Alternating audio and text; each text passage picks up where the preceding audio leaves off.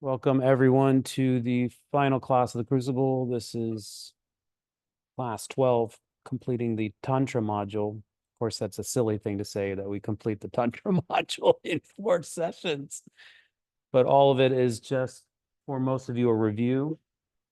And for those that are new, it's just, think of it as like seeds. And let me just express my gratitude to everyone, especially the newcomers who I didn't get a chance to meet very intimately, but thank you for indulging me for the last 12 months or 12 weeks and participating and taking a risk and trying something new. And all my old friends there, familiar faces. I always appreciate you coming for the ride. It's, I'm the one that gets to learn the most by trying to make an effort to teach these things. Of course, when you have a teacher like Geshe Tenzin Zopa, then the word teacher and the meaning of teacher takes on a whole new meaning, and it's very humbling. So then I just consider myself a friend. Don't try to do anything too crazy. Hi, Lonica. So people are just rolling in. So we've had a little bit of drama here in my household. Emily's got dengue fever, which means she won't be able to go up to the Sum. My little one is absolutely sick as bones, and I'm down to a game time decision whether I'm going to go or not within the hour after leaving this class. So the bags are packed, but whether it's a good idea or not, we will see what Tara has to say at some point during this class. But it got me thinking, many of you, some of you I'm looking at online have already done pilgrimage. And this is how pilgrimage is. This is the pilgrimage. The pilgrimage isn't getting on the plane. The pilgrimage is life. So I have to keep reminding myself, pilgrimage is a mentality, a frame of approach, and that's why I have good friends to remind me, because the impoverished mentality is encoded by default, and then the refuge mentality, the contemplative mentality, is one that is trained and reinforced and mirrored. So every time I look at you guys and every time I sit with you and you guys are in a good headspace, then you can be my reflection. And when I'm in a good headspace, I can be your reflection. And that's the power of the network effect. And so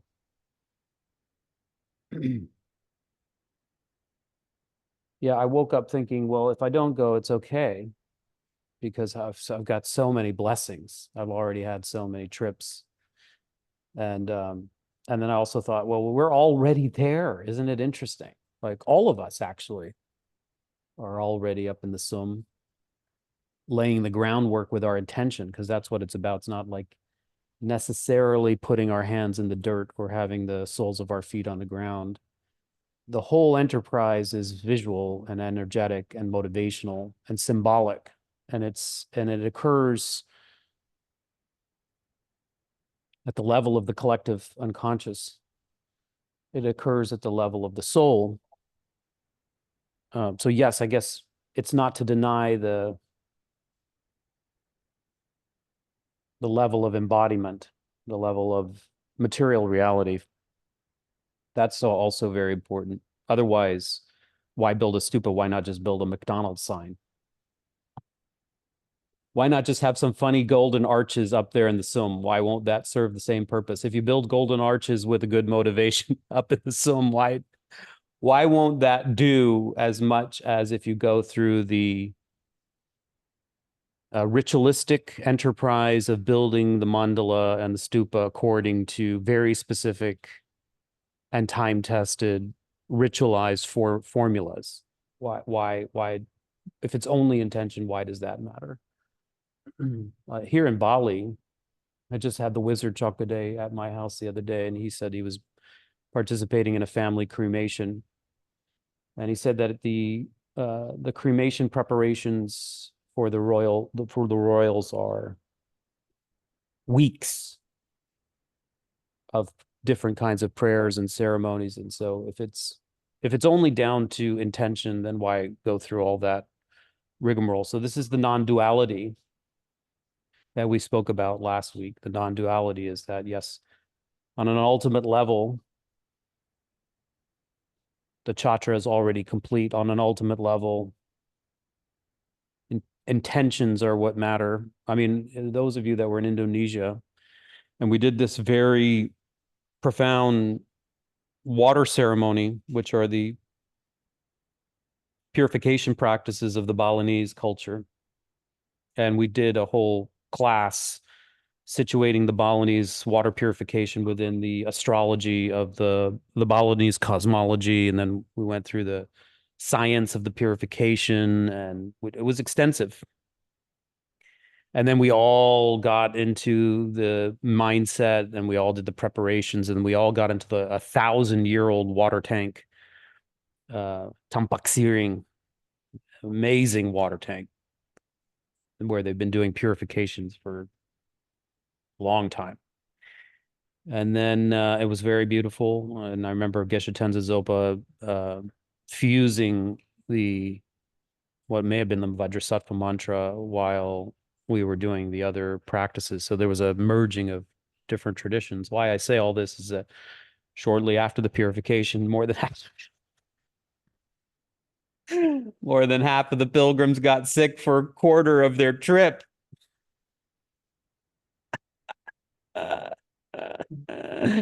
I laugh about that now, but it's hard. It's a hard thing, right? Like you may go on just one pilgrimage in your lifetime. You have extensive time, resources, money, accumulations, they call it accumulations. Merit, you need the merit, you need the inclination, you need the wish, you need the resources, you need the time off, you need the health. You need all these, like, all systems go check, check, check, check, check. And then you get there and you do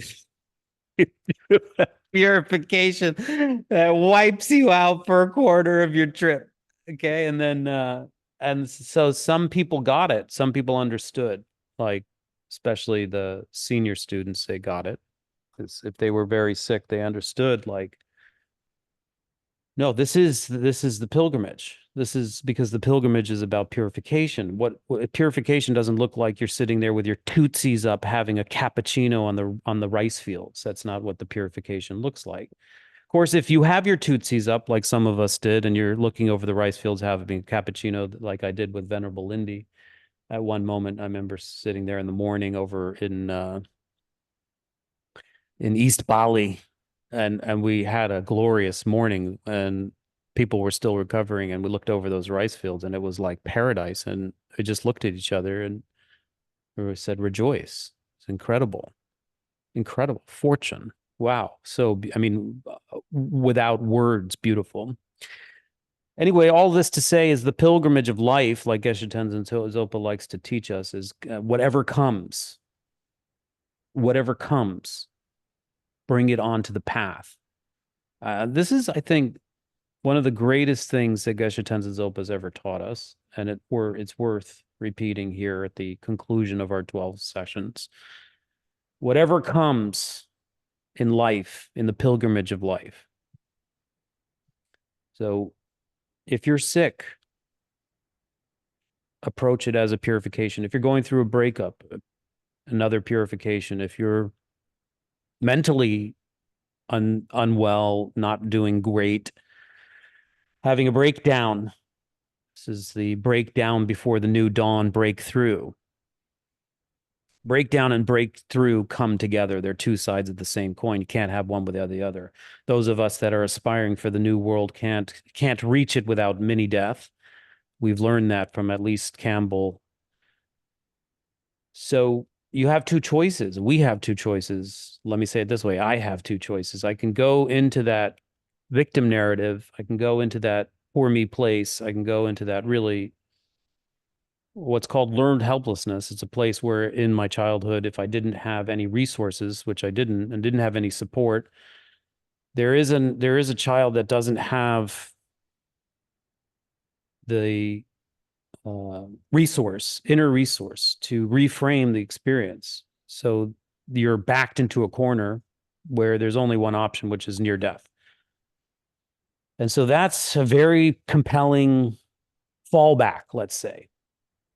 We can say that that's right there under the surface as a first option or as a default. And then there is the training. So you meet the Dharma, you get a teacher like Geshe Tenzin Zopo or Dalai Lama, whoever you're working with. Many of you actually have written me over the last few weeks saying that you have this and that teacher from this and that tradition. I think that's, you get it. It's not, doesn't have to be Buddhist, doesn't have to be Geshe Tenzin Zopo. Well, whoever inspires you can be nature. It can be your grandmother. It can be your ancestor. I think Abby was talking about a family relative who she draws into her visualization. I think that's exactly right. Anyway, so the traumatic narrative is right there as a default setting. It wants to look at the challenges that present themselves in the world as evidence. No one cares. I'm inadequate. The world is unfair. The world is a misery. It's not to say that it doesn't have that side of it. Of course, it can feel that way. But through training, there's a opportunity to build in some of the other possibilities. And I think this is what the blessing of the tradition and the lineage, and of course, a good teacher really does, is it gives you that alternative to say, yes, these things are unavoidable. People get sick. I go through ebb and flow. I will feel destabilized. I will lose my job. I will lose my health. I will lose my friendships. Unfortunate circumstances will befall me. There's no getting around it. There's no sidestepping it. There's no minimizing it. Even Geshe Tenzin Zopa, for those that weren't on the Indonesian tour, was sick for 3 days. I mean, really sick. And you think, oh, wow. He didn't even come out of his room for a couple of nights. So it's unavoidable. Then you have the opportunity to see it in a different light, see it as part of your purification, see it as part of a letting go, see it part of a shedding, see it part of a mini death, see it part of the onset or the initial stages towards a breakthrough, which means the default, the code, the soul contract can be revised. That's what the purification is doing. And so people on pilgrimage willingly sign up for that. And you think, oh, I'm going to go on pilgrimage. I'm going to go to Indonesia. I'm going to go to India. I mean, that India trip was hell. I mean, that one we did from Nepal to 4 months before, trying to even get our visas together and the flights and the planning, it almost killed me, the planning. I mean, it was hell, a nightmare, total nightmare. And what emerged out of that India trip was this mantra, because every little turn we took was like, and of course, listen, it was a historic trip. People don't remember this, but our trip in 2022 started in the Sum. That was our initial contact with the Sum. We went through all the Vajrayogini sites in Kathmandu. We crossed countries. We were the first pilgrimage group symbolically to do the 4 sites of the Buddha from Nepal to India and make it to the Vajrasana, the diamond throne at Bodh Gaya, symbolically crossing over post-pandemic. I mean, so for me as an archetype, it was historic because it's like the first pilgrimage group to make it to the Vajrasana in the New World on the other side of the pandemic portal. Okay, so that's the symbolic. You could say that's the ultimate interpretation, but physically it was hell. It was really hard. It was crossing that border and people getting sick and really rough terrain and, personalities and difficulties and all kinds of things, very difficult. Point is that when the difficulty comes, it's an opportunity for each of us to remind each other of the opportunity to purify. Even if it takes a long time, especially if it takes a long time. I mean, some of you have been going through crucible-like activities for over a year now. You started when you left that job. You started when you left that relationship. Maybe you were on the verge and you were creeping up to doing something mega transformative, and you just needed this course as a push or as an impetus. Or you're heading in that direction. You're using this as a springboard or a catapult of whatever kind.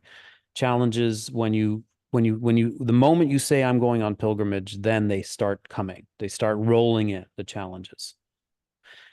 On the other side of the equation, so if every negativity that arises is an opportunity for purification, then every moment of breakthrough, every moment of sunshine, if you will, every moment of bliss, peace, success, validation, accomplishment is an opportunity for rejoice. And this is the other side of the coin that Geshe Tenzin Zopa. Look at his radiance, or the Dalai Lama's radiance.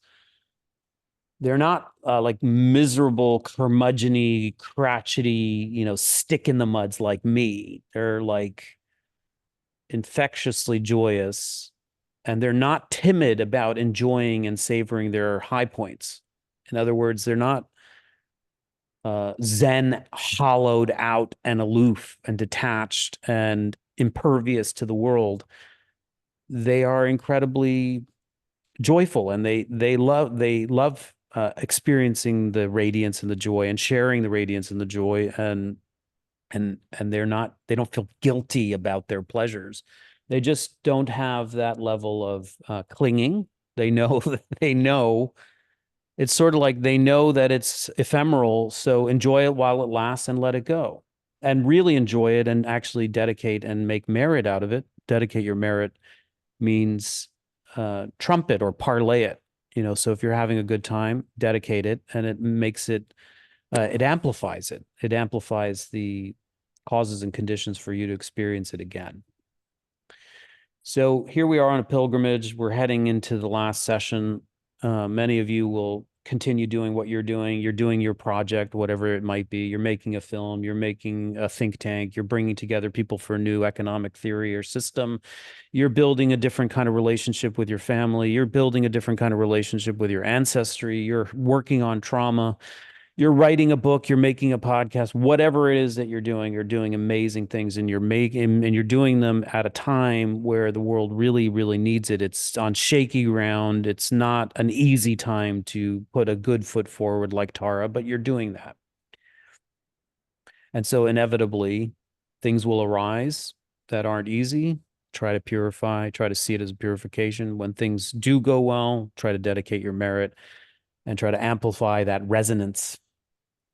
That's one of the greatest teachings. It's fairly simple, but then difficult to implement. But I think it is worth just, maybe I'm the only one that needs the reminder. So I wanted to save the meditation for the last. I wanted to make sure I catch up on stitching together the last class and this class. We're in the tantras now. One thing I want you to do if you're online is use the chat box for the following questions, just to stimulate some conversation.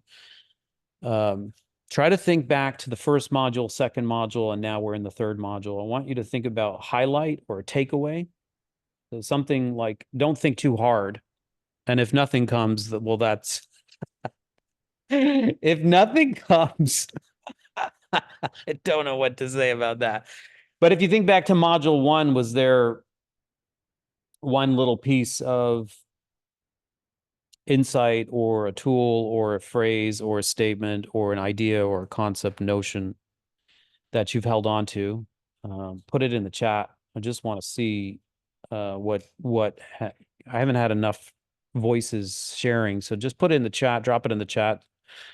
If you can remember one from each, great. Just write module 1, write it down, whatever it was. Module 2, whatever it was. Module 3, whatever it was. I'm going to go forward and stitch together the last 2 classes of the Tantra, but if you're just sitting there, just think about it. Let's see what the Diamond Queen tosses up. Should be intuitive by now. Don't think too hard, in other words. I'm just curious what struck you. So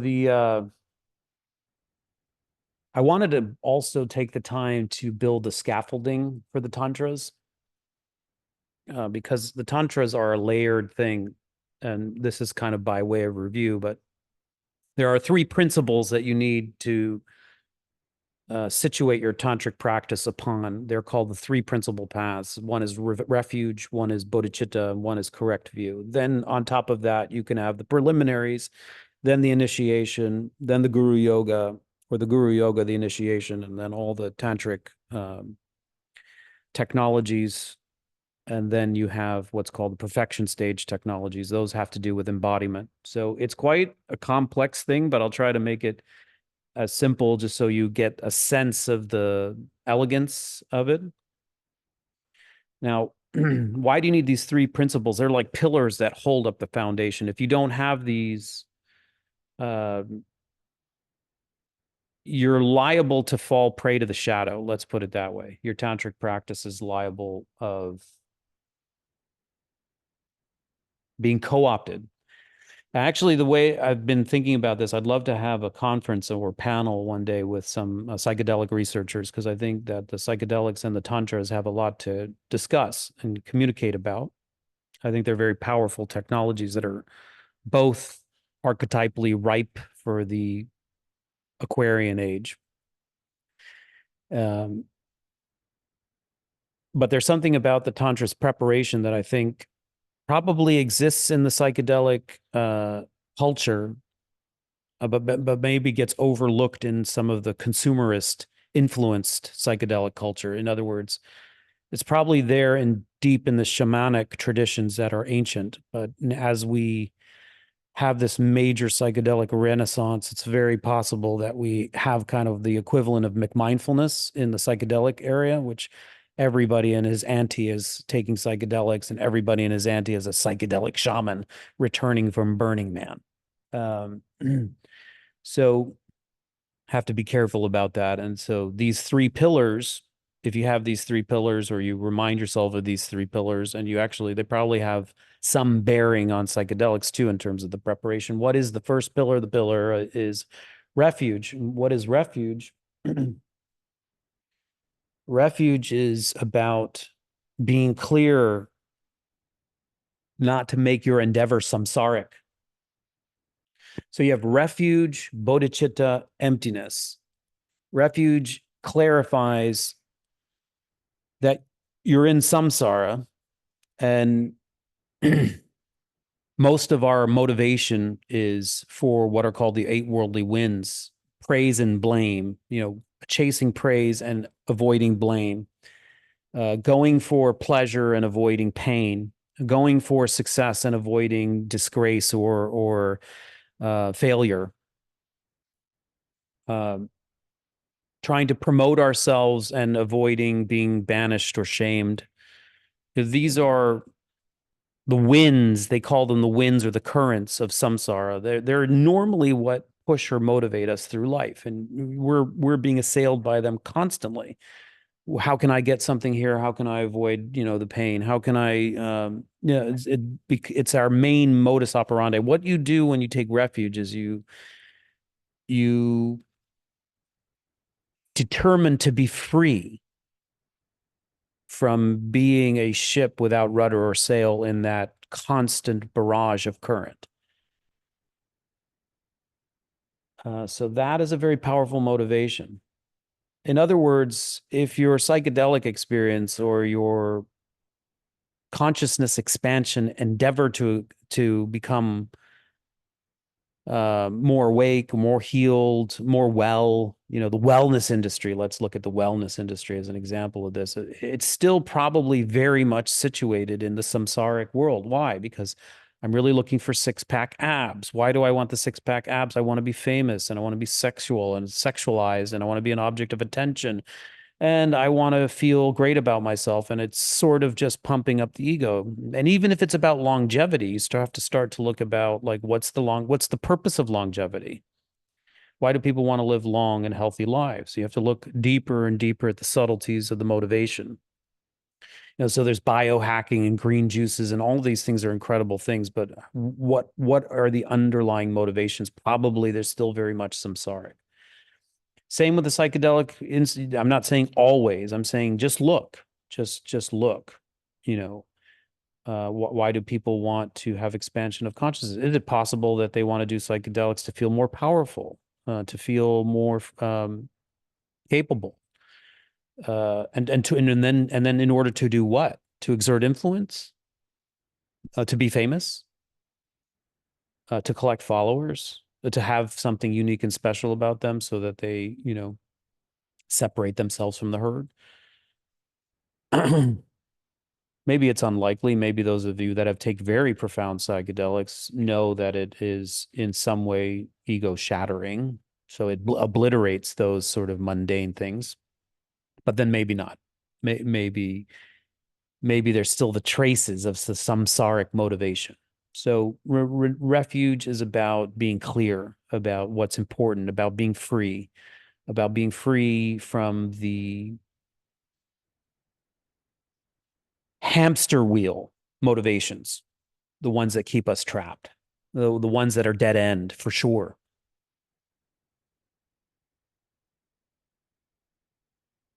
Then that's not enough. The second tier is the motivation of the bodhisattva. So it's not enough to just be clear ourselves to be free of the hamster wheel of going around and around and around and never feeling like we're getting anywhere. Then there's the motivation of the bodhisattva, which is to infuse all the things that we're doing, even if they operate on the mundane world, especially if they operate on the mundane world. So if you're a mother or a father, if you're a colleague, if you're a dentist, if you're a lawyer, if you're into politics, if you're a podcaster, you're a content creator, you're a filmmaker, you're whatever you're doing, again, so you can take refuge so that you're very clear that the purpose of whatever, and when you do that, refuge doesn't mean that you go to the Himalayas and you become a monk or nun necessarily. You can still live in the world and be refuge and take refuge. Be clear about what you're doing. Be clear about the purpose of your life. Be clear about what's called extracting the essence of the precious human life. But there's a even further profound motivation, which is this is not just for your liberation. Accruing merit by way of a good, decent podcast that has virtue and is broadcasting a good message. Accruing merit on the basis of formulating a think tank in Amsterdam that will incubate new ideas about how to live in a post-pandemic world. Good sound motivations in the world, develop lots of merit, and merit is the fuel of the engine towards liberation. So you have to have merit, actually. You have to live in the world and doing good things, doing good deeds, expressing pure motivation, because that's what fuels you along the railroad track to liberation. You can't just sit there in your cave, navel gazing. Of course, you need wisdom too. You need the deep insight into the nature of reality combined with virtue. This is what helps you break free. But the bodhisattva vow is like the bodhisattva vow and the bodhisattva intention is an amplifier. It's a rocket ship. Its nature is aimed towards the same fundamental goal, but it is expanded to include the wish to liberate other living beings. So that's very powerful, and it deserves, and it took months for us to go through the Mahayana principles in the contemplative studies immersion. I'll just reference it here. It's like our relationships with others. becomes the fuel. The more people we can think about, the more people we can include, the more efforts that we can towards others we can make, the greater the accumulation of merit. Now it says that your vow is to liberate them. Can you liberate them? Can you liberate others with your intention? I mean, if it were true that you could liberate others with your intention, we'd all be liberated, because that was the Buddha's intention, right? He was being liberated for the benefit of others. So then why are we still stuck in samsara, still circling around in the hamster wheel? So it's a tricky statement, but it basically means that you include others in your thinking and your motivation and your activities, because it expands the horizon, and the more inclusive you are, the more opportunities you have to collect merit. So it's just expanding the field and the possibilities and the motivation. They say that the motivation becomes not only the seed for liberation, but the seed for full Buddhahood. So there's a little bit of a difference there that's philosophical. There are two kinds of nirvana. There's the nirvana of simply abiding in peace. That means being free. And then there is Buddhahood, full Buddhahood. Let's not get into it too far right now, but those bodhisattvas that are on the bodhisattva bhumis, or the bodhisattva perfections, the paramitas, they're accruing vast amounts of merit over the course of countless evolution. They're doing it because they actually want to become Buddha. Why do they want to become Buddha? Because then Buddha has much more capability, like the Buddha's teachings 2,600 years ago still resonate, still affecting people. Imagine you utter your diamond teaching on Vulture Peak lasts several thousand years. Like a 15-minute moment of silence on the Vulture Peak was deafening and echoed and reverberated through countless centuries. Imagine the power and potency of that. Your what's called the lion's roar of the Four Noble Truths at Sarnath could impact living beings and actually help liberate them. Think about the power of a Buddha. The third principle or pillar is the emptiness. We talked about it last week. You have to have that pillar. Otherwise, your knee-jerk reaction of reifying reality. So right now we live in the ordinary reality. I'm a male, almost 50 years old. I want to go up to the sun. My family's sick. This is like the ordinary level of reality. And I take it to be so fundamentally real that sometimes it makes me shit my pants, because it makes me feel cornered. So that's what that knee-jerk reaction does. It limits the horizon of possibilities. The infinite horizon of possibilities gets limited by an instinct which calcifies, reifies, makes more real the reality that we're perceiving. It's almost like I describe it as the reflex. It's a reflex. Happens instantaneously. Whatever object you see with your eyes and hits your sight, the minute it hits the sight, it also appears as a thing unto itself. That you don't have to think about that. That's automatic. You look at a cup, you look at the computer, you look at a chair. The minute, the second, the millisecond, the microsecond that it hits your visual cortex,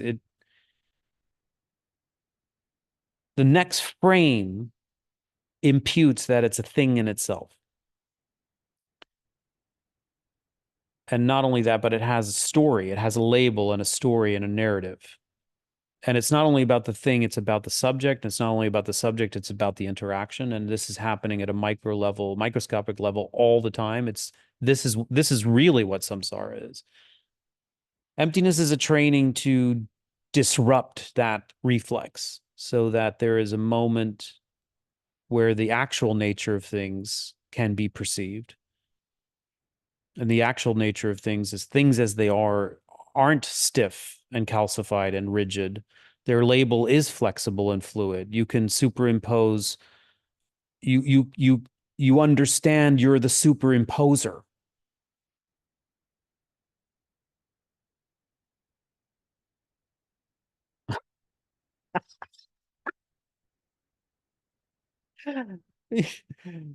Maybe we should all get t-shirts. I'm a superimposer. I'm a superimposer.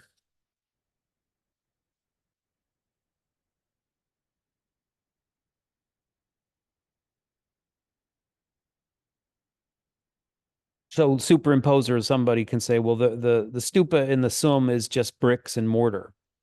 Is it true or not true? It's one possibility. It's a superimposition. They're all superimposition. The stupa is sacred and should last 1,000 years and broadcast a message of hope. It's true or not true? It's also a superimposition. Which one brings more benefit according to your bodhisattva vow? I'm an ordinary person. True or not true? I'm a deity. True or not true? Both are empty. But both neither is the ultimate. The only ultimate is that the ever-changing flux of aggregates over here is open to receiving a label.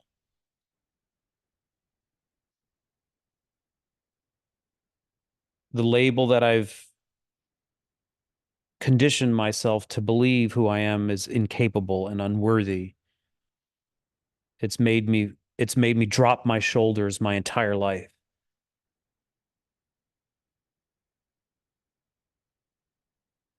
But if it were true, then I could never have met teachers that mirrored for me my worth and my value and actually begun to creep out of the darkness of that hole. The creeping out of the darkness of that hole is only possible because the chatra is complete, because of emptiness, the horizon of possibilities. When I go into now, now I understand that the inadequate one is not a inherently real one, is not who I really am. And I transition into the tantras and I start to see myself as green Tara. I definitely need to know that I'm also not green Tara inherently. That's where the problems creep back in if that reflex hasn't been appropriately tended to.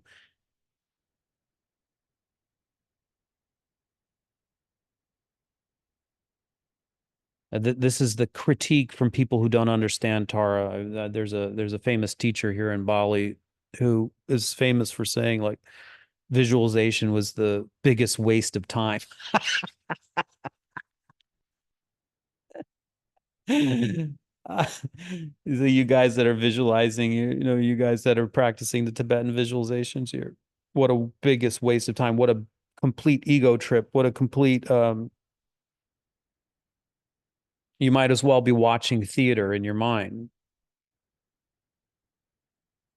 In a way, yes, maybe that's true if you don't have the three pillars. Yes, it's true. You could be doing it for the wrong motivation. You could be doing it for the eight worldly winds. You could be reinforcing samsara. You could be doing it without any understanding of emptiness. You could be reinforcing narcissism. You could be reinforcing escapism. You could be reinforcing spiritual bypass. You could be reinforcing narcissism. You could be confusing yourself even further. So yeah, the three principal paths definitely important. On top of the three principal paths, then you have the guru yoga. I tried to say a middle way between what I believe is a backlash against the guru that we're coming into, which is get rid of the guru, get rid of men, get rid of the pyramid scheme, defund the police, knock the whole system down. We don't need the guru anymore. Uh, Listen, I mean, go and try to read the Kalachakra Tantra written by the Dalai Lama in a book. and think that you're going to get anywhere with it.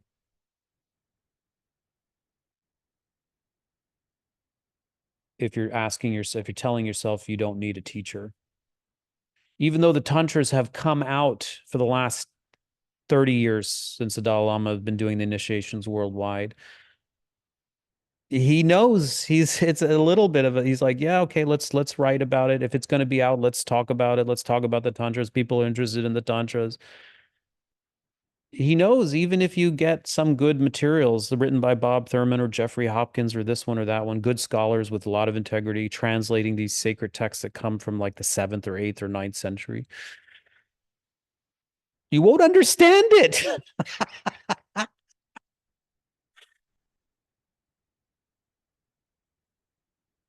You need a teacher to unlock it. The teacher is the gatekeeper. And here's the real power of the teacher. The teacher is the embodiment of the Buddha now.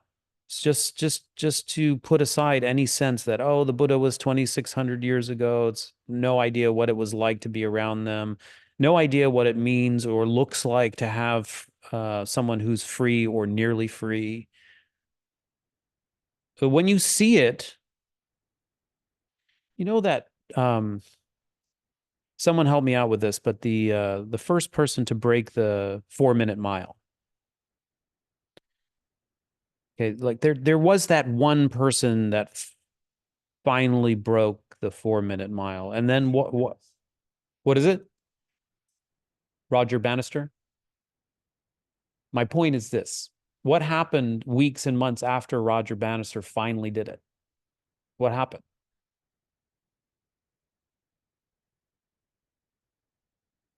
Others started doing it. Up until then, it was impossible. And then suddenly you see it, and then everybody goes, shit, I can do it too. It's possible. You see it's possible.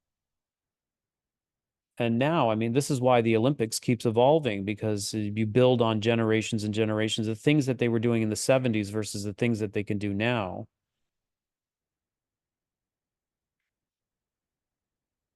And that's why you need a teacher like Geshe Tenzo Zopa, Dalai Lama, this one, that one, Dzongzar Kensei, whoever it is, some great shaman, some great lover of life with a huge heart that's living in embodiment in the world, hits your mirror neurons,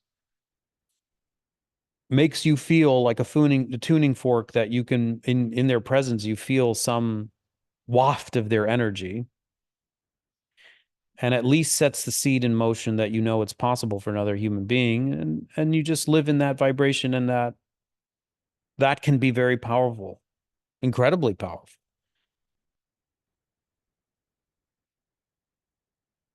They also show your own mind. They show you your mind. They show you to yourself what you're capable of, is what that means. These great masters that point out to you, like, if it's true that your parents in some way pointed out your flaws or made you calcify around your flaws or your weaknesses, it's the same mechanism, just reversed in its opposite direction. It's like someone shows you how good you are because they love you so deeply and unconditionally. It's the same thing. Somebody showed you how worthless you are because they occupied the position of an exalted being when you were a tiny little creature and made you feel deficient as a result, or you felt deficient as a result. The same procedure mechanism is in place when someone who has themselves transformed, turned their heart inside out, and doesn't have that judgment, but actually has that liberating love.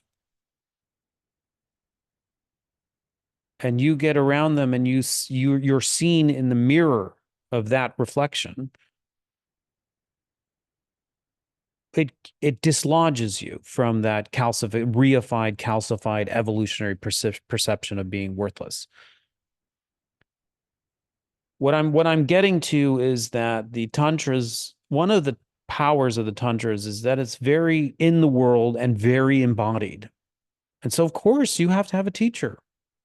So this idea of destroying the pyramid scheme, I've tried to say, it's not about destroying it, it's about nuancing it. Yes, it would be wonderful to have many more, and we will. If you just look around in these courses and who comes on pilgrimage, who comes to courses, who's doing the practice, who's doing the work, it's mostly women. So it's just a matter of time before everything evolves and there are more female teachers that are fully confident and capable and ready to offer. That's inevitably that tide, that sea change is happening right now. And it will be powerful to have many more teachers that are in the female body. It will happen. But the point is you still need a teacher. And the teacher is complemented by the fact that the teacher isn't just up there on the throne, on the pinnacle of the pyramid scheme, but they're pointing out your inner teacher. We've tried to make a note of that, a reference of that already. So just it comes here. The teacher then empowers you. So they, based on your commitments, based on your performances, based on your motivation, based on your understanding of emptiness, based on the years of study. You know, Geshe Tenzin Zopa did not give didn't even consider. He wouldn't even say no, actually. He just laughed.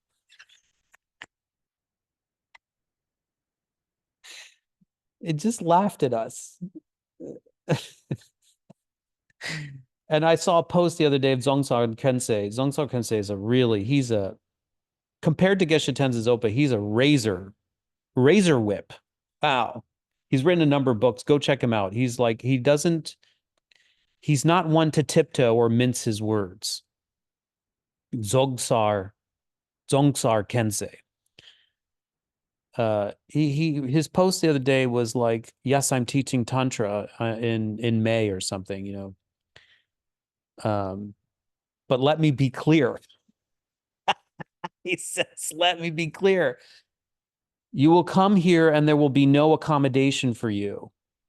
I won't hold your hand. I won't drip. I'm not a health worker. I'm not here to take care of your mental health. I'm not here to tend to your depression or your sadness or your loneliness. I'm not here to take care of whatever family history of trauma that you've had. I'm not here to, you know, make sure that your bed is fine or your bunkmate is appropriate for you. He says all this in his post. He said, for most of you, this is not appropriate. So don't come. So don't come. And for those that you think is appropriate, probably you should do a little more reflection first. And then those of you that don't need me for any of that hand holding or bed sitting or bedwetting or night nesting or whatever it is, that you're ready to put in the hard work and to be your own teacher and to strive, and you're not confused about what this is all about, and you're not confused about what the motivation is, and you're not confused about what it is that you'll get out of it, then for you, then come by all means.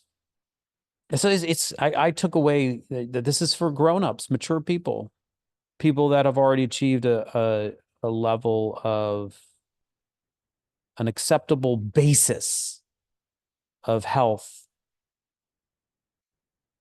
and maturity and self-development and self-actualization. Then they can proceed. So then there are two types of tantras broadly, what are called perfection stage tantras and completion stage tantras. The initiation is the doorway. You have to have initiation. The perfection stage tantras are front-facing visualizations where you see Tara and you relate to Tara in what are called the sevenfold bonding methods. This is the way that your mind merges with Tara and your guru. So the deities are Superman suits for your guru's energy. So if you have a close guru and you can feel their love and you can feel their buoyancy, or in the case of Dzogchen Kensei, his energy is much different than Geshe Tenzin Zopa. And all these lamas and these great masters, they appear in the world with various psychological personalities to appeal to the dispositions of different kinds of students. The same is true for the Dalai Lamas. If you look at the biographies of the Dalai Lamas, the 13 predecessors all had different personalities. So it's like they are here like different kinds of medicine for different kinds of personalities. So Dzogchen Kensei is like he's got a whip. He's no bullshit. He's very firm. Geshe Tenzin Zopa is firm, but he's a bit more cuddly. It's a bit more cuddly and playful. So yeah, it's different strokes for different folks. Anyway, you take the energy, or like Abby's talking about this ancestor she's drawing in. Well, she has a close memory storage of this ancestor that she draws into her visualization. You should take that feeling of what it was like to be with your grandmother, your grandfather, your mother, your father, you know, that school teacher that really touched you, was the only one in the matrix of reality that saw you, that felt sense, and you infuse it with Tara so that Tara is not just a stagnant effigy, hollow effigy, but it's energetic and it has emotion to it. It's calling or drawing or magnetizing on your data storage banks, so that not only is perception, you know, not only are you having a perceptual experience, but you're having an emotional experience too. You're flushing your brain with positive emotion. The idea in the perfection, you're perfecting your visualization. What you're doing is you're replacing your what's called ordinary appearance with pure perception. Ordinary appearance is ordinary perception is that everybody's a cast of characters out to get me. They're over there, I'm over here. We live in a horrible world. You got to watch out. All of this is partially true. You know, if it weren't for Jung, I was much more naive about the human condition before I read Jung. After I read Jung, I started understanding that having velvet gloves and trying to go around being compassionate to everyone was a silly enterprise. And I will debate Geshe Tenzin Zopa to the teeth with this.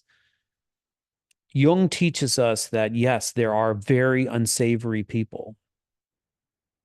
And that, for example, narcissism, truly narcissistic people aren't going to respond to your compassion. So you better have another playbook. Or at least make your compassion be the fundamental impetus, but have a set of teeth and an iron glove too. Okay, so don't be naive. On the other hand,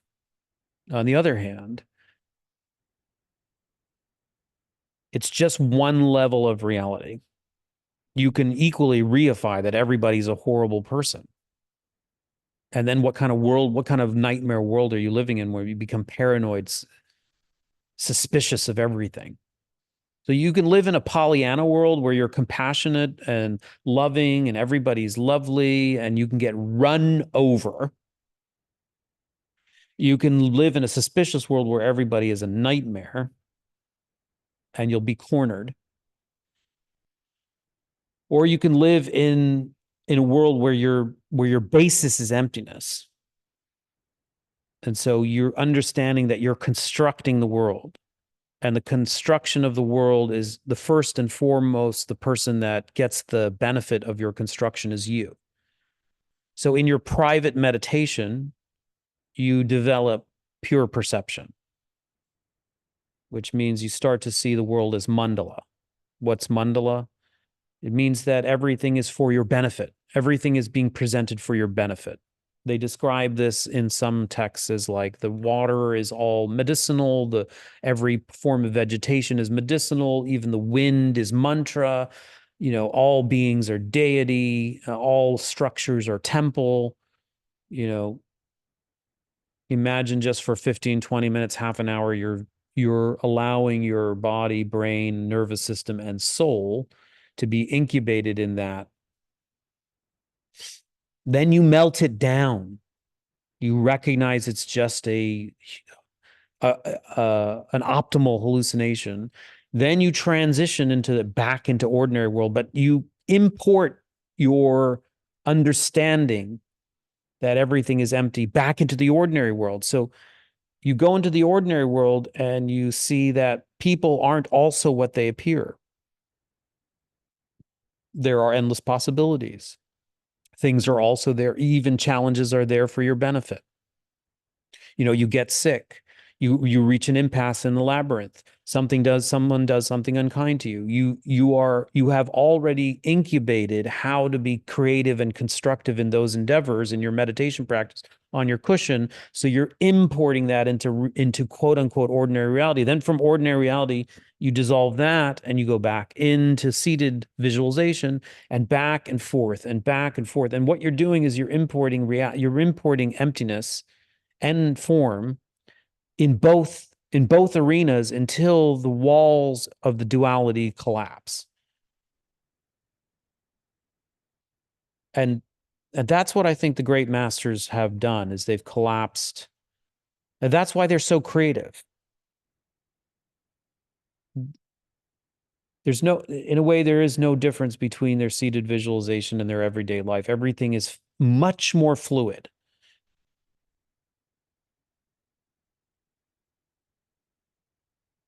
How do you get there? First, you have to sit down, then you dissolve the world that you think is real, enter into the special world. You die, you're reborn as an angel. You call in Tara, you call in your guru, you call in your ancestors, you merge your mind with them, you forgive yourself of any of your imperfections, you rejoice in your inner bounty of resources. You start taking them into your mind stream through nectar lights.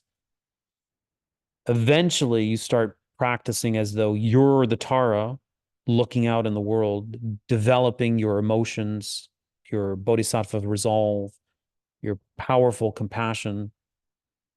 And then you do this one thing that we have been rehearsing, which I think is really key and is the teaching for tonight, which is rehearsing the embodiment of sharing your gift, rehearsing the embodiment of sharing your gift in the world before you manifest it. Rehearse it. See it to believe it.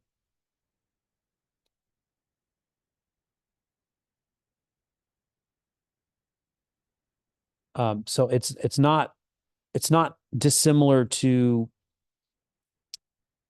I don't know if you guys like sports analogies, but when I was a kid, I followed Michael Jordan and Kobe Bryant, these guys who made the extra efforts, and without fail, these great champions, whether it's boxing or maybe like Michael Phelps and he's a swimmer or gymnast or whoever it is. Part of their pre-game ritual is seeing them take the last shot and scoring, seeing them make breaking the barrier, seeing themselves break the barrier.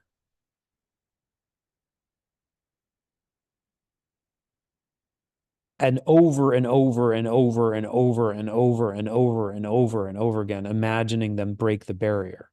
From the point of view of already accomplishing it, now it's a data point stored in their being. Now they don't have to think about it. Now when there's 3 seconds on the clock, the body knows what to do.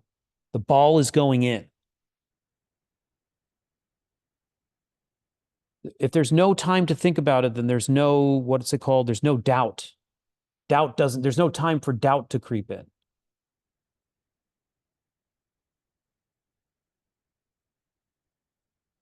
The body, what Porges calls the neural perception.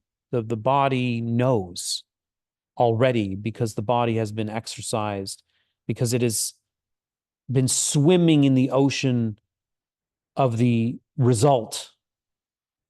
And that's one of the benefits of Tantra, is that it takes the result as the path. So most of the Lam Rim is about I'm ordinary and I'm going towards Buddhahood. I'm going to do these stages of the path and I'm finally going to arrive. What Tantra does is it takes the result, the end goal, the destination of the pilgrimage, and it puts it front and center at the starting point. So you occupy the role of the deity at the end of the journey in the mandala on your with your crown on your throne, intersecting with the world and sharing your gift with your one leg forward into the nature of reality. So this is where I take a little, based on my training with Joe Luizzo, I take a little liberty here because what I want to include is not just the traditional Tibetan archetypal schema of sharing waves of rainbow light of compassion, but actually, if you are working on a project, if you have something very specific, I don't know, raise your hand if you do, working on something specific, when you get to that juncture where it's after the sixth limb, so you have admire and prostrate, then you make offerings, then you confess negativities, then you rejoice in your virtues, then you take the first wave of the blessing and you feel Tara's presence and you feel blessed. Then you take Tara collapses into a green drop of nectar, comes to your crown. Then as soon as it hits the crown, you have the Tara body. As soon as it hits the throat chakra, you have the Tara speech, which is your word. In the beginning, there was the word. Your construction, your narration of reality has been purified.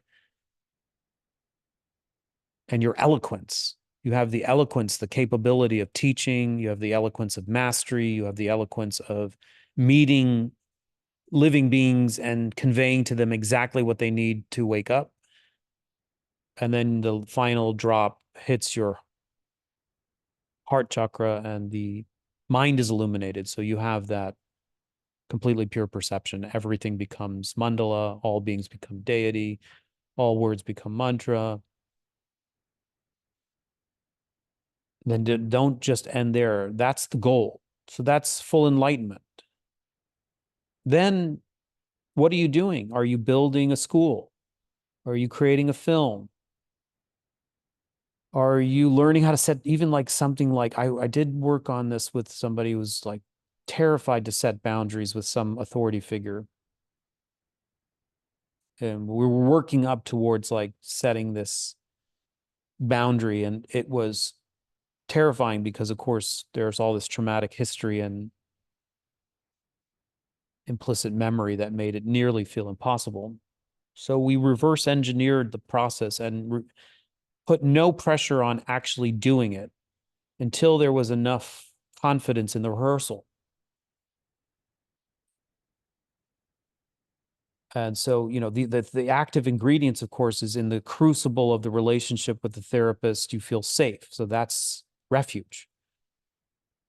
And then you have the bodhisattva resolve. Well, you're not just learning how to set a boundary for you. You don't want this trauma history to impact future generations, including your own offspring.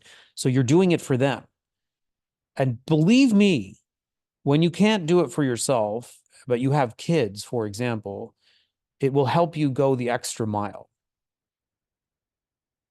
If you have children, it's a great motivator to do the thing that's totally scary.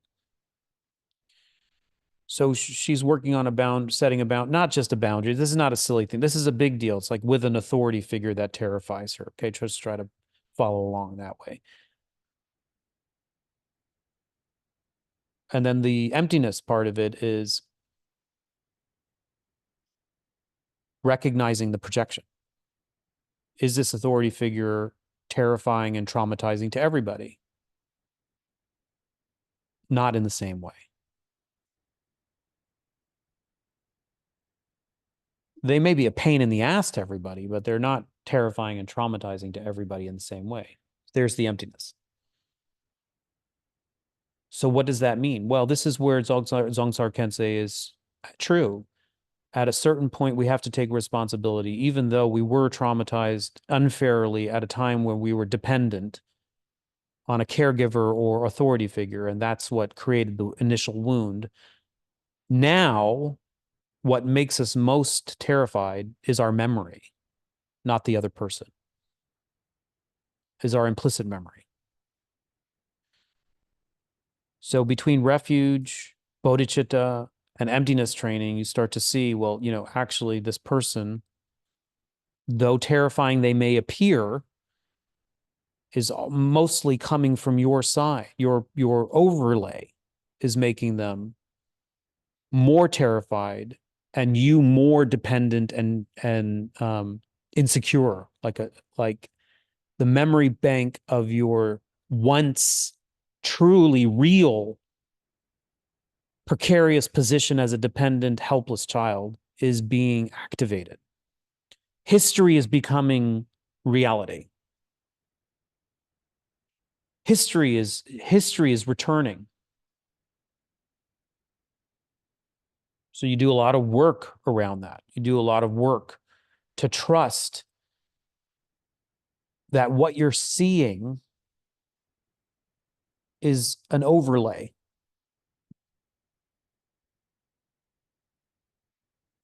Then you start to say, well, if it's an overlay, what could an alternative reality look like? So you go and find the data points of confidence and you incubate them and you amplify them. Then once the amplification of those good qualities are there, then you visualize setting a boundary or pushing back on the authority. At first, it doesn't go completely well. It doesn't look right. It doesn't feel right, but you do it. You do it over and over and over again. Then comes the day where naturally, just like the shot that Jordan hits at the buzzer, you nail it. You can do it. You can do it in real life and in embodiment. You've taken it from the visual realm into the world. That's the manifestation. That's what today's class is on, the manifestation. How do you go? And in this tradition, the tantras also include, when we say embodiment, they're actually really talking about the subtle body. And it's too rich and too complex and beyond my capacity, but just to point to it here,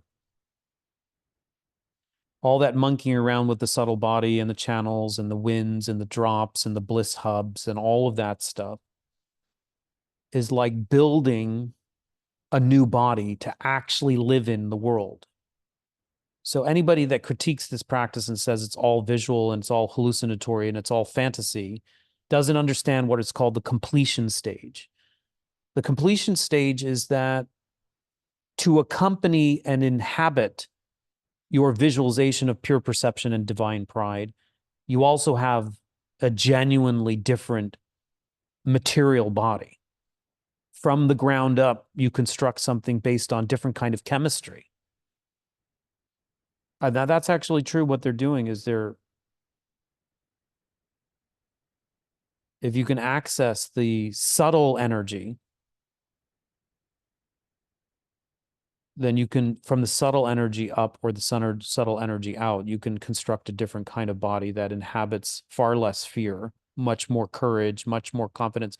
When I was working with Bob Thurman maybe 20 years ago, he had this translation that is so compelling. I remember it right now. It fits right here. Klesha is the Sanskrit word for afflictions. So I would translate the klesha as traumatic imprints. Bob translates klesha as addictive emotions. I thought, wow, I mean, his explanation of addictive emotions, I think there's a healthy amount of neuroscience to it now. The chemistry that's released on the basis of experience. So perception hits the doors of perception. It taps into history. Memory bank releases storage. Storage is based in the body. Chemistry is activated. You have a release of emotion. Let's say it's anger, or let's say it's fear, or let's say it's shame. These are the Neapolitan flavors: chocolate, strawberry, and vanilla. There you go. Fear, anger, shame. Once they're activated, they do have an addictive quality. In other words, they change the baseline of your nervous system so that the more anger or the more shame you have, the more that it's released, the more that your baseline nervous system becomes acclimatized to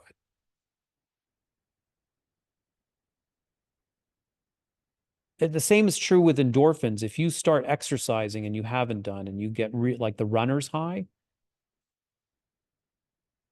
this is why I can't leave the gym. I love going to the gym because my brain is like, Emily's like looking at me like I'm going through a midlife crisis because I can't stay out of the gym. I am going through a midlife crisis. You're all a witness to it. But it is the addictive emotions, right? Except these addictive emotions, rather than going to buy a Corvette or having a mistress or whatever men do when they're near 50, you know, like being in the gym and exercising and having that flush of dopamine that gets reinforced so that like by 3 o'clock in the afternoon, my body's going, oh, I could use another dose. So I'm already packing my bag with my boxing gloves. The same is true with anger. The same is true with shame. The same is true with fear. They're chemical. They release chemicals. The chemicals over time set up a baseline. It's the principle of homeostasis. It doesn't care whether the body doesn't care if you're traumatized. It just wants familiarity. It just wants the baseline. It just wants to return to what it knows. So if it's always angry, it's going to start to look for incidences to be angry about. Then it will preset itself, looking like orienting itself in the world for the incidences of injustice, where other people, this is the emptiness of it, other people sitting next to you will go like sort of let it, what's the expression? Like water off a duck's back or whatever. But for you, you get dialed in, you feel injustice, you feel outraged. The outrage triggers the chemistry. The chemistry reinforces the emotion. The emotion gets you addicted like a junkie. Then there's the dip, and then you need another hit. That's what Bob Thurman was talking about with addictive emotion. The same is true with positive emotion, though our wiring is towards the negativity bias. So I don't know. I can't tell you if it's 4 times more compelling or 8 times more compelling or 10 times more compelling, but you get the idea that the negative ones carry a little more weight from an evolutionary standpoint. That makes sense. My point here is that the perfection stage tantras change chemistry. They change the baseline so that people, the great adepts, they live in greater amounts of joy, fluidity. And so if it's more joy, what Lama Yeshe in the book for this module, actually the book for this one was by Lama Yeshe, Introduction to Tantra. He also has one called Inner Fire. The Inner Fire by Lama Yeshe is all about, it's his complement. So Introduction to Tantra is about the perfection stage, and his Inner Fire is about the yogas of developing the new body. So that would be the completion stage. And there he talks about accessing the neural chemistry of bliss through awareness. Of course, yes, you see them along the channels. There are little hubs, and within the hubs we call them chakras, and within the chakras there are drops, and inside the drops is a kind of chemistry. And if you can access it, you visualize melting the drops, and they release a kind of emotion. And they say that when you're high on bliss, that your ability to perceive emptiness is increased manyfold. And now, like, what are they really saying there? They're just saying what is the optimal state of mind for learning. If Bodhi struggles with dyslexia, probably like me, and if he's being shamed, how easy is it for him to learn his math, his times tables, do you think? it's incredibly impacted. His emotions, his shame emotions or frustration emotions curtail his ability to learn. But if he, if so at green school they call them wins. So they're trying to establish wins, which means they're trying to find ways rather than give him the standard curriculum, they're trying to find ways that are adaptive and custom for him so that he can have success. And once he has success, he feels more confident. And as he has more confidence, he's more willing to participate in risk taking and socialization and taking on new challenges. So they're understanding that the underlying mechanism is safety, rapport, confidence building, positive emotions. The more positive emotions, the more we can learn. The Buddhist equivalent of that is the best basis for direct perception of emptiness is bliss. So we're talking about the embodiment of Tara. Is not just to visualize, not just a green lady. Although if you can see the green lady and she is beautiful and she's radiant and you can feel her drip inside of you and inhabit your heart, which is another way of saying that you can feel her confidence or you can feel her buoyancy or you can feel her clarity. That's already huge. Practice your project to its completion on that basis. This is, we're not practicing completion stages, just to let you know how sophisticated this stuff gets. We're talking about reverse engineering an entirely new body to inhabit fluid perception, creative perception. Not only to inhabit, but to reinforce.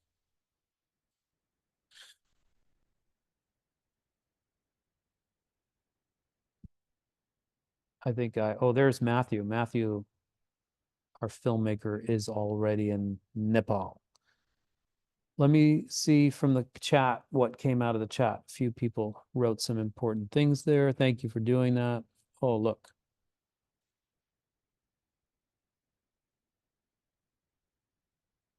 Trial and treasure are the same coin. Damn straight it is.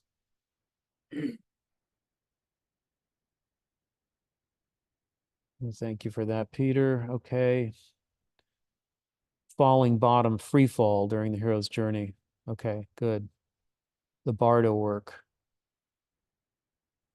All right. Okay, Sabina, that's a great one. I really like that one too. Yeah, let me talk about that one, Sabina, because I just think, yeah, that's always a good one.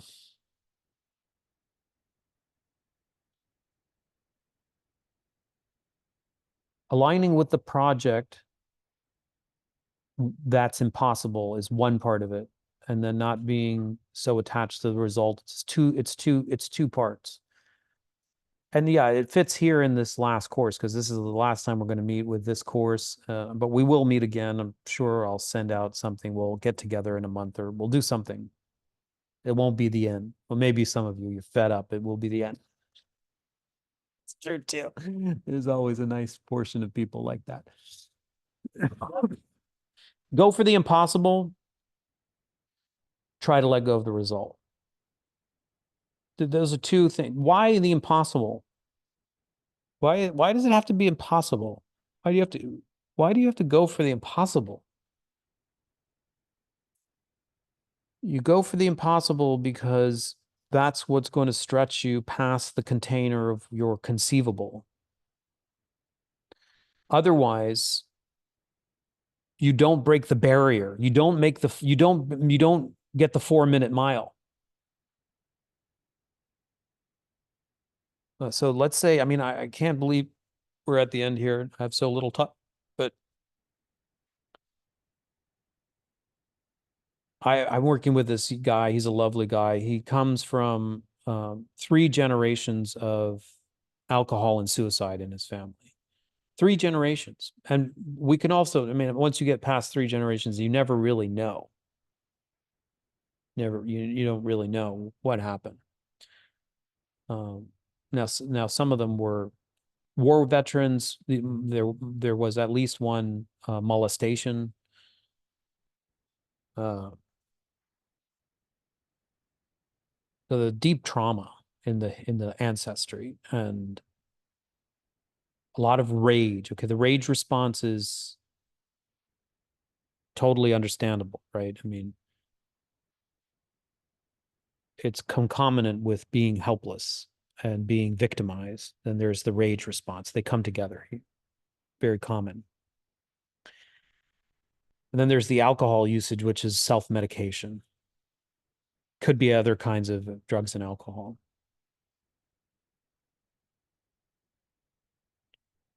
Now, if this client is the inheritor of 3 generations, and he doesn't go for the impossible, he's very likely to just repeat what he knows and what he's seen.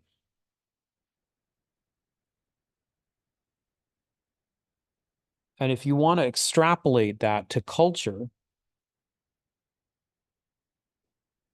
just as we come to the tail end of the Piscean, and we are, at least in the United States, but in Canada too, you can see it.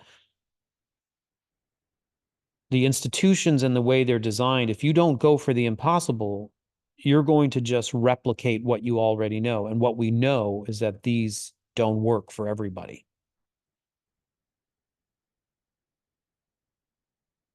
It worked for a while and it worked for a few, but it can be improved and it can work for more and it can work better.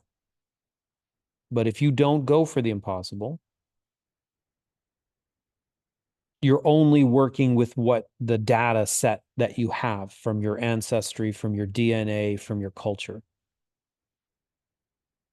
And so you're working within a set of limitations. I mean, it's uncanny, but just appreciate this with me for 1 second. Is we look out at the world right now, we see all the problems.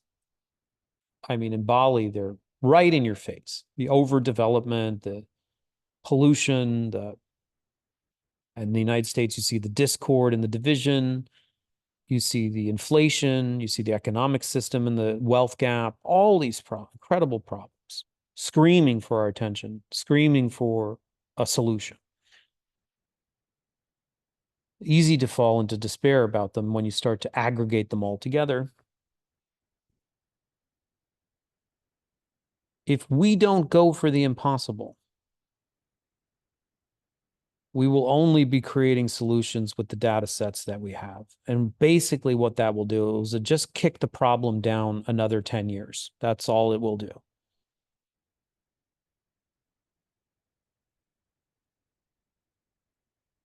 Einstein said that the mind, what is it? The mind that you can't solve a problem with the mind that created it. There it is.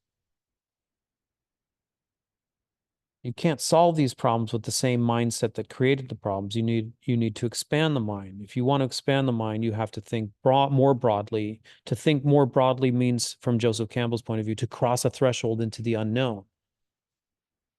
It means to take a risk. This is the time for risk. This isn't the time for certainty. I guarantee you 99% of the people, for whatever reason, I'm not judging, will go for security right now.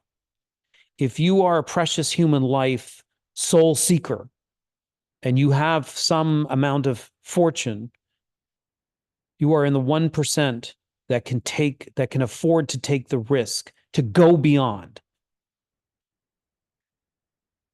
to leave security behind and to go into the unknown and to have the possibility of discovering something from the frontier. And that is both your curse and your blessing. That is a curse and it is a blessing. It's a curse because how terrifying that is, and what an unbelievable responsibility that ours is the generation that is right in between this sea change, that probably won't get the benefit of seeing the positive result, but has, in a way, no choice.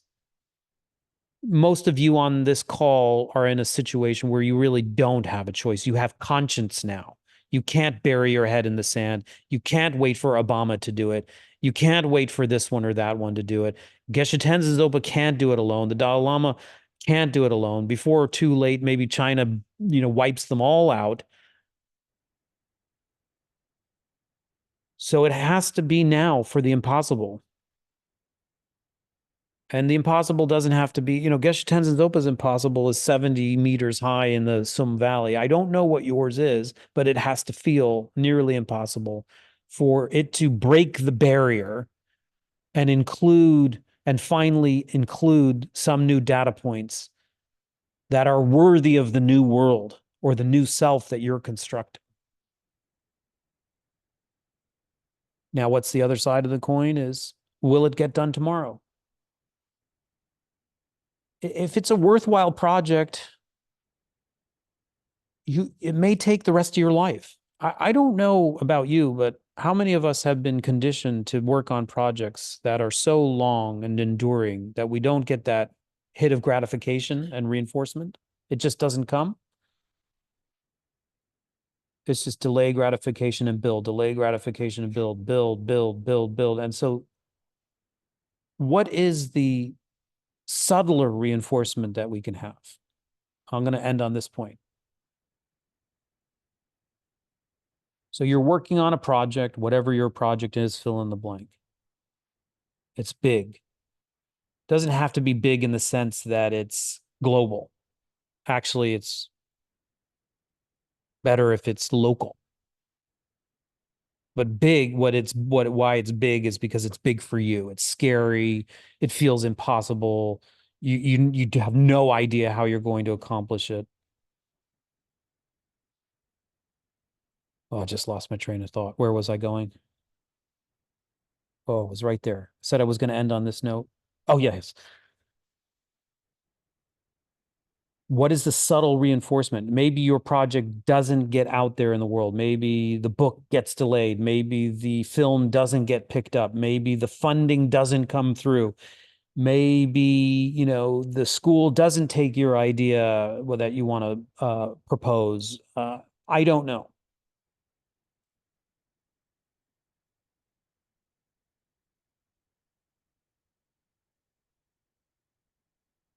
Where the reinforcement comes from is that it's not the destination that's reinforcing you. Otherwise, we'd be fucked. Every pilgrimage would mean that we have to make it to Mecca. The reinforcement is just living in virtue, doing the best that you can. I know it sounds trite. It's a big deal, actually. It's a really big deal. You set your compass for your moonshot, but along the way, you're living with as much integrity as you possibly can. You're living in courage. You're living in compassion. You're aligning with truth seeking. You're aligning with meaning.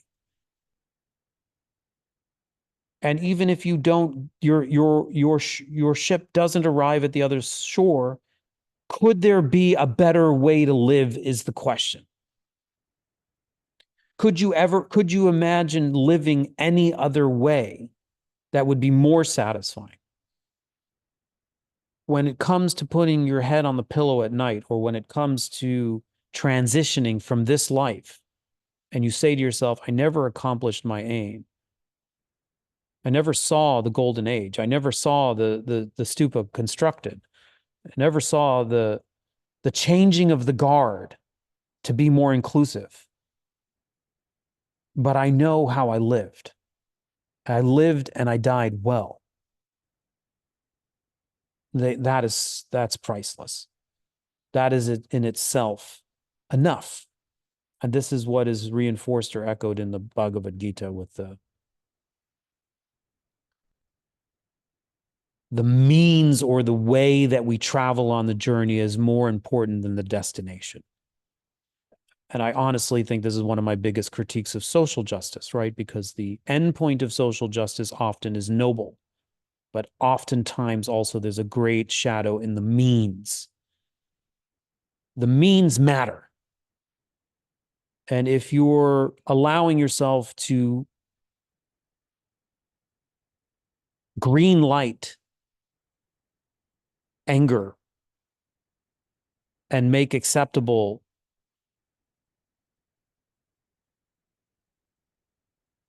unvirtuous activities because you justify them, that the ends point is more important by any means necessary,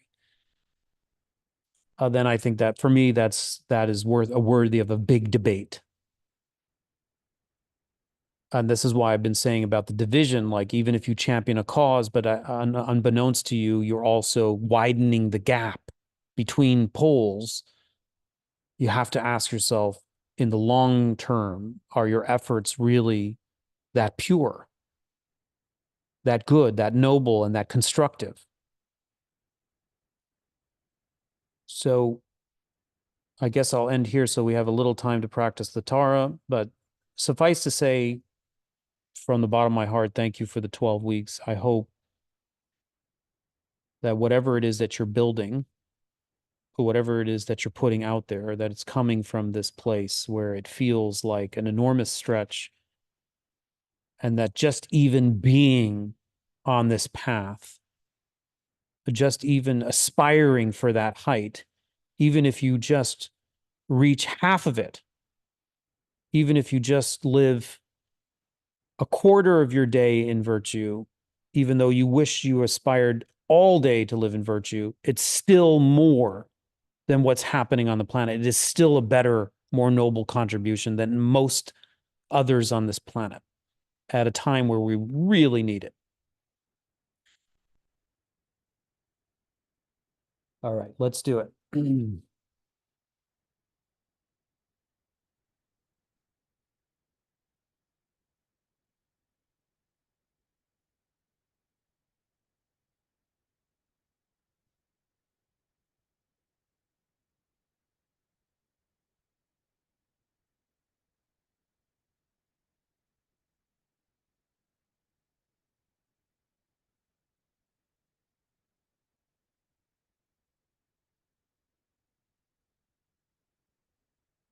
So just transition in your own way. Use your breath, do some breath work.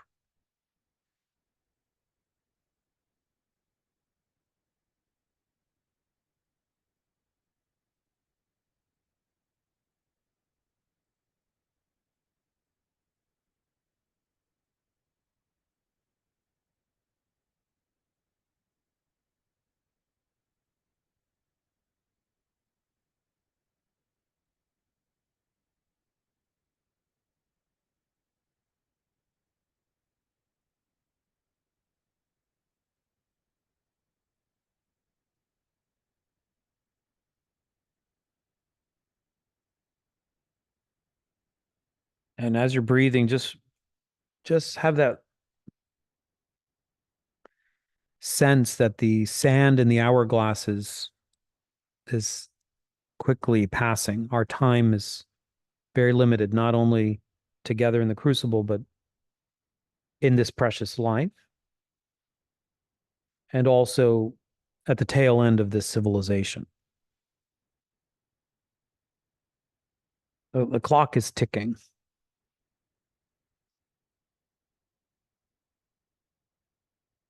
And without going into the details of the stages of the dissolution, let's just try to breathe into the ultimate aim of the phase of dissolution, which is to resist the temptation to double down and grip. Hold on to this life, hold on to this culture, hold on to this world.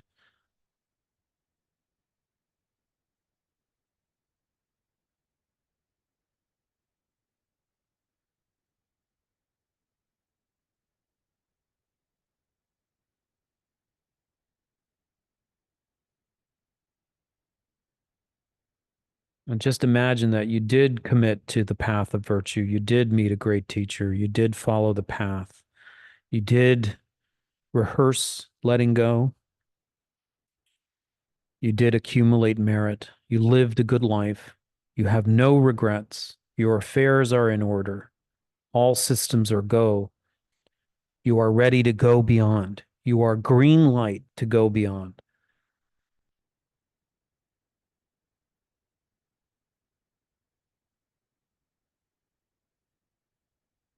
So just imagine very quickly the elements dissolve one into the next,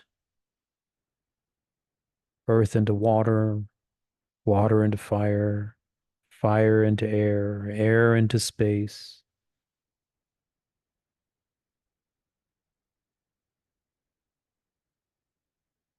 The body of this life is gone now. You're hovering as a free form consciousness.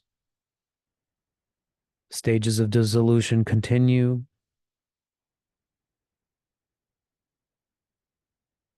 The inner signs appear of moonlight, twilight, midnight, and you break on through to the other side into the clear light.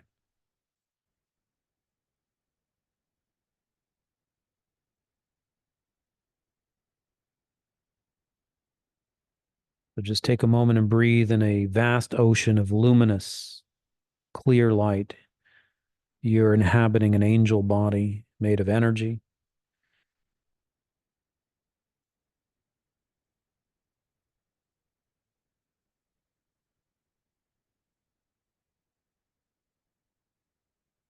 And then spontaneously, you find yourself up there in the Sum, in the beautiful valley, and up near Tibet, where the air is pure and fresh, where the mountainsides and the grasses are pristine, the rivers unadulterated, pure, pristine.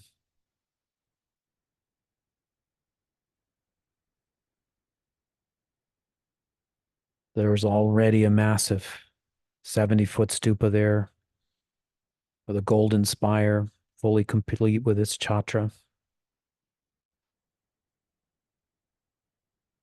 Its Buddha eyes gazing in all directions.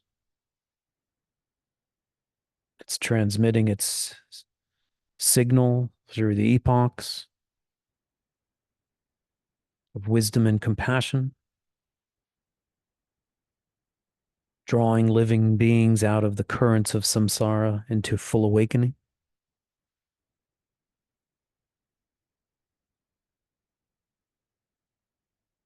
And we all decide to generate the wish for Tara's presence.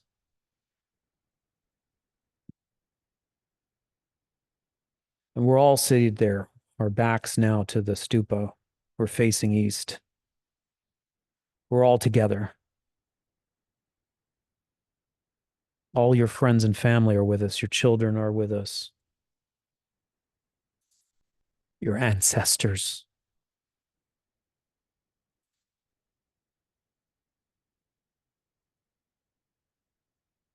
Your kids are there too. It's a multifaceted future, past, present, all converge. A mass of us are sitting there.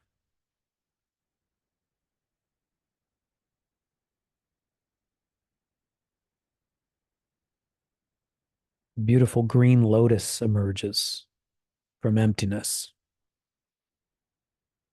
Its petals unfold, and a bright, luminous sun and moon disk appear like a cushion.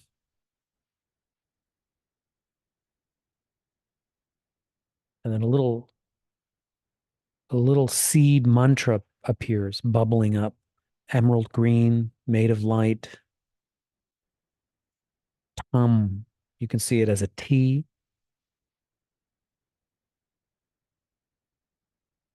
It has this beautiful frequency of buoyancy, confidence, mobility.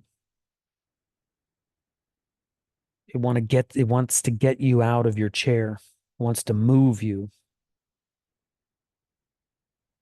It wants to inspire you.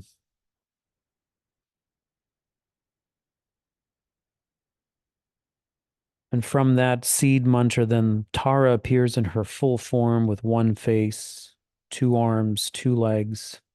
Her left leg is seated in samadhi posture, in the nature of reality that all things are fundamentally open. She is unshakable in emptiness. She will never fall prey to hallucination. She will always know the nature of reality. Her right leg is bent forward. She's coming for us, all of us, swiftly. Now is her time to build the new world.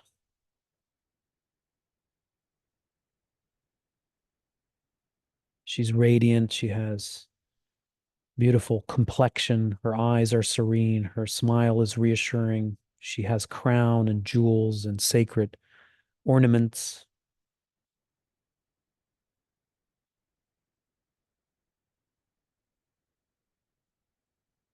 And please invite in the spirit of your mentors to inhabit her.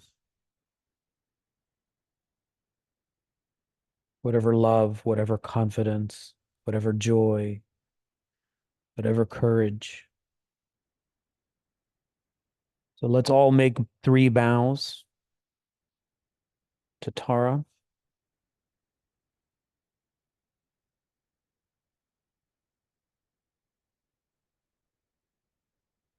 We all lay out beautiful offerings. Just see yourself. You can make offerings of flowers and fruits and incense and precious jewels and whatever sacred personal objects.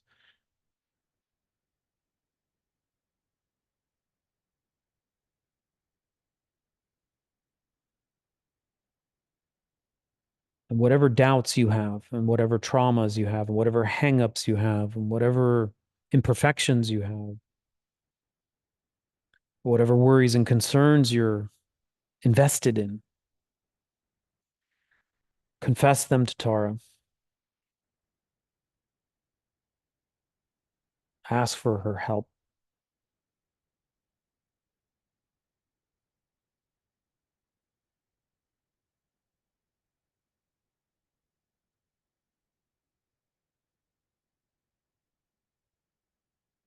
And now do the other side of the equation. Make sure you acknowledge all your capabilities, all your good deeds, all your efforts on the path. Feel you're doing an amazing job. Rejoice. And then not only you, but think about all the other ones making efforts.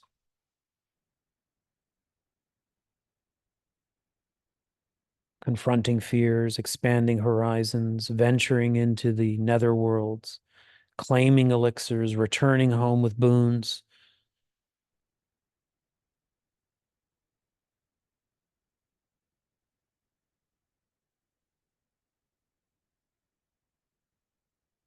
And then we ask Tara for her blessing. She sends a beautiful emerald light and let it kiss your crown. Let it trickle to your throat and let it come to rest in your heart, the mandala of your heart.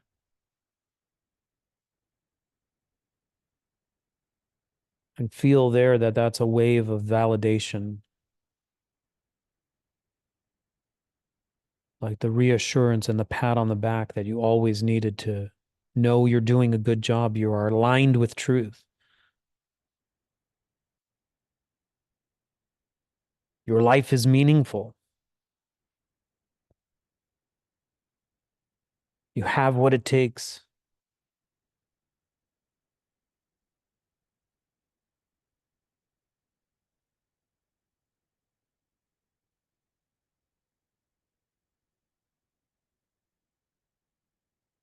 And we'll ask for a little bit more. We'll ask for Tara's presence. So just imagine that she dissolves from the crown and the toes of her feet inwards, all dissolving, melting like into emerald light until all that remains is a little drop of emerald elixir.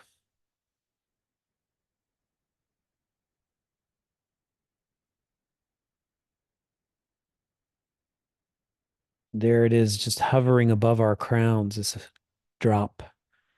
Before we take it,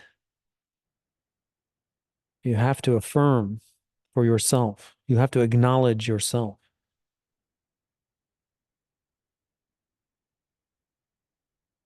Are you worthy to seat on this throne, to own your world,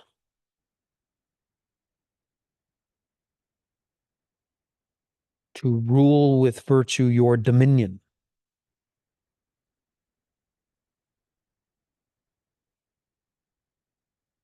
And when you can say without hesitation, yes, I can and I am, the drop hits your crown, and instantly your body is transformed into Tara's body, made of emerald light.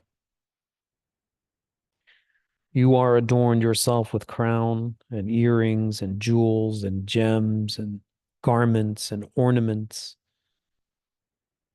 bracelets and banglets.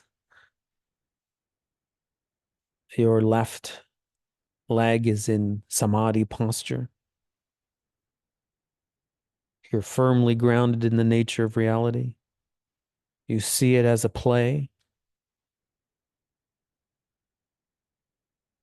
Meanwhile, your right leg is bent forward, extending into the world. You recognize now is the time.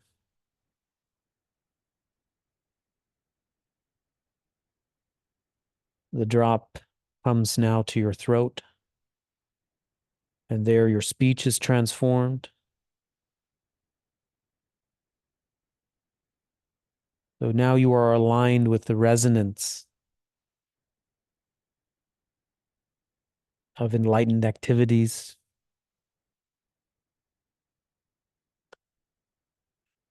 Your words are encouraging, both to yourself and to others. They uplift, they dispel and clarify. They point the way.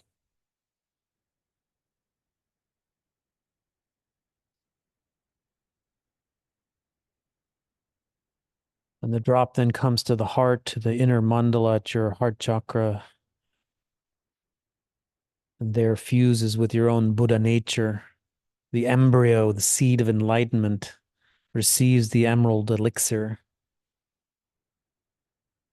and our minds are illuminated like waking from a dream.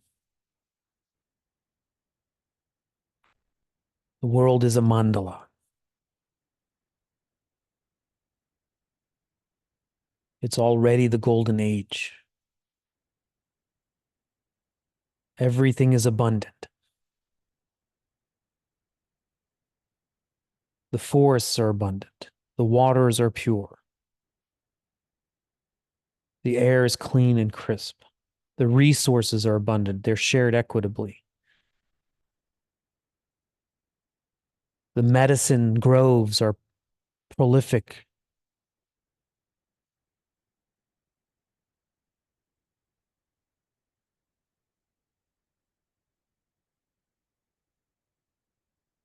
All beings are deity.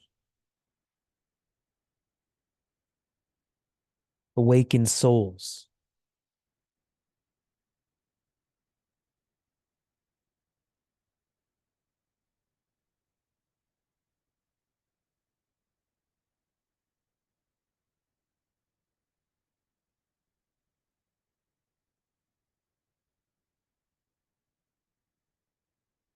Try to imagine that every interaction is for the construction of something equitable, sustainable, mindful, decent,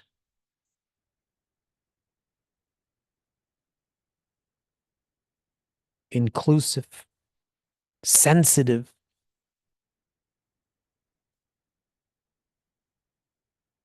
Now think you yourself, your contribution in that larger enterprise.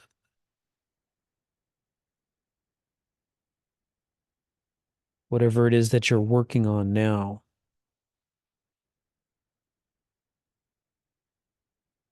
Try to imagine that it's already complete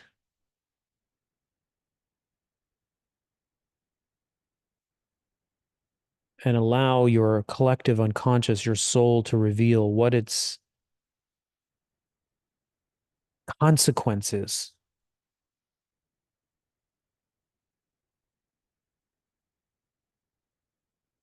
impact, net effect.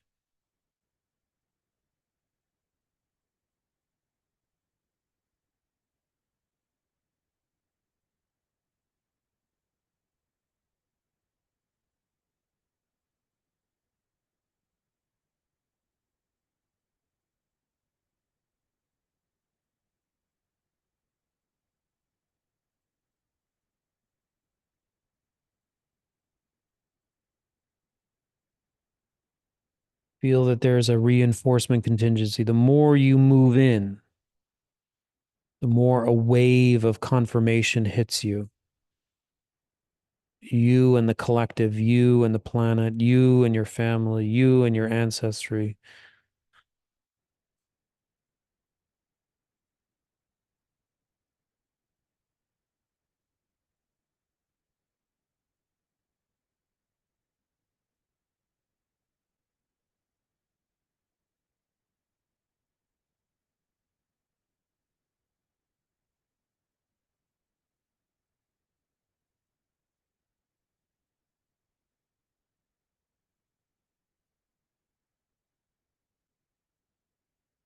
Run it again. Go through another iteration, another wave. Maybe you refine it this time. Maybe something else emerges.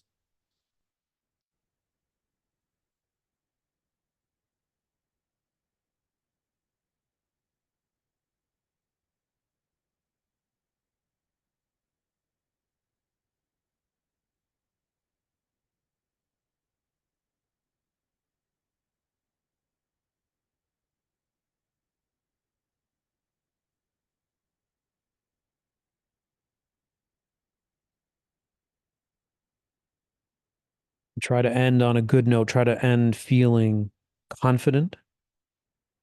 Try to end on non-attachment to the result, but inspired by your own efforts.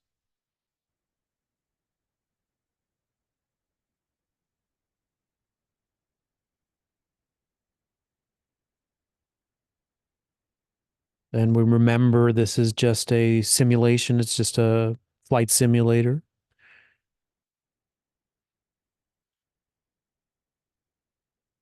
We let the Ratchan Nunnery Stupa dissolve, the Sum Valley dissolves, our own green Tara appearance dissolves, everything returns to clear light, luminosity, and reverse order. We go through the rebirth process, midnight, twilight, moonlight, space, air, fire, water, earth, back into your body, back into the space. City, country, planet, solar system, universe, all reappear. Before you open your eyes, do two things. Close with a prayer. Dedicate your merits, not just of this practice, the entire 12 weeks we've done together, whatever purifications you've been through, whatever accumulations you've accrued. Dedicate so that your project can reach its completion, and along the way, more importantly, you feel aligned with truth.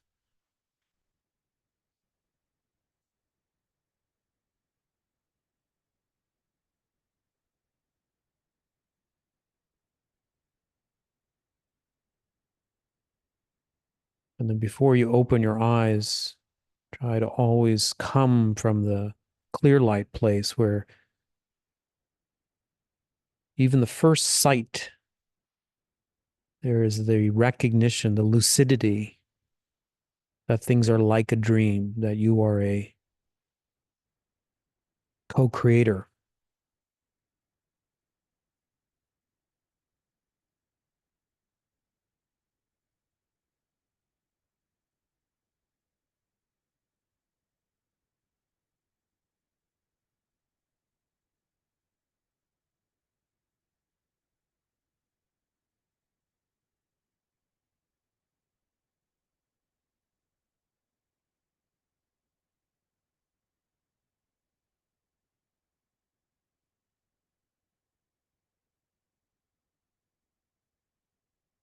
Oh, look, I see the Bodhnath stupa there. Who is that? That's Matthew. Let me pin that for all of you guys. Yeah. Thank you, Matthew. That's a great note to end on.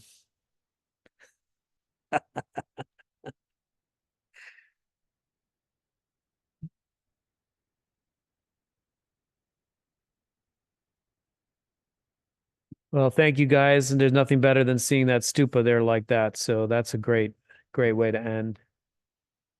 I'll be in touch. We'll all get together soon. All best wishes.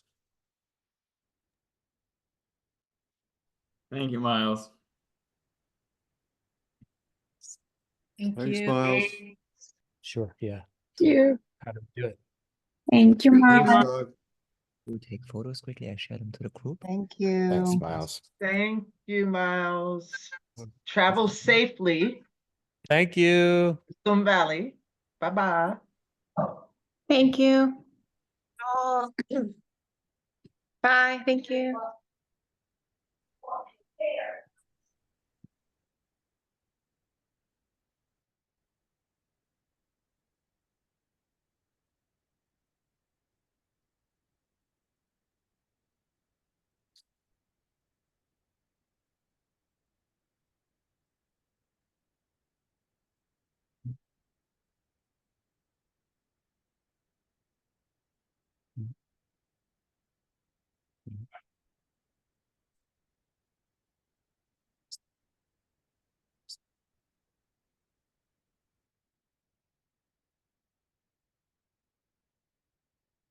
Return this.